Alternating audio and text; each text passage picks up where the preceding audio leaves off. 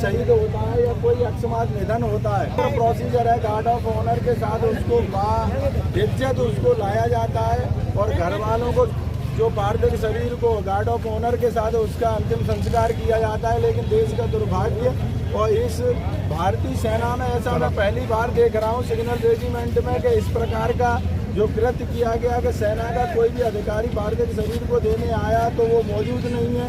वास्तविकता क्या घटना है उसकी जांच होना चाहिए।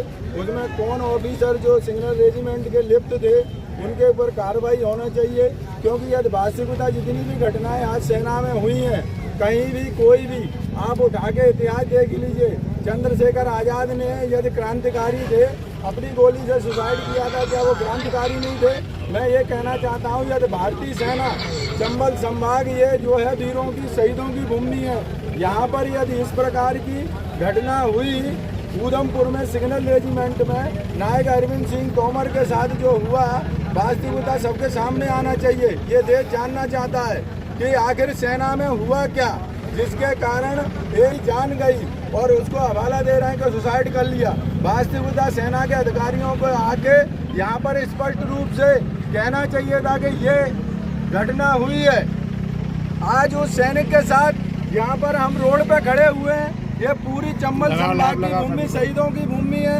एक सैनिक का जो अंत्य के लिए गार्ड ऑफ ऑनर नहीं आया। यहाँ पर तमाम प्रकार की जो घटनाएं होती हैं, कोई हाईएल्टी बैटल कोयल्टी होता है, कोई यूनिटों में भी शहीद होते हैं। यूनिटों में कई कार्यविधि के अनुसार कोई लोग जो है शहीद देते हैं, अपने प्राणों की आहुति देते हैं। तो उनको क्या सेना का इतना फर्ज नहीं बनता है कि उनका अंतिम संस्कार प्रॉपर विधि विधान से होना चाहिए था?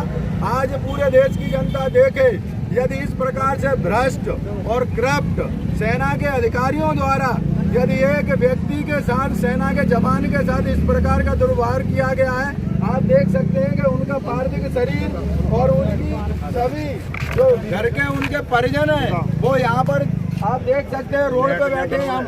ये पोरसा हाईवे है जहाँ पर मुरैना से लेके और ये भिंड वाला हाईवे है जहाँ पर हम बैठे हुए हैं। सभी 8 बजे से सुबह से बैठे हैं। यहाँ के सांसद जनप्रतिनिधि कोई यहाँ पे अभी तक नहीं आया। बड़े शर्म की बात है कि देश के लिए जो भी जवान अपने जीवन की आहुति देते हैं उनको सर सम्मान भी नहीं लास्ट में मिलता है। ये बड़े ही दुर्भाग्य का विषय है। इसीलिए आज हम लोग हैं, जब तक निराकरण नहीं होगा तब तक यहाँ से नहीं हटेंगे। धन्यवाद। जय हिंद।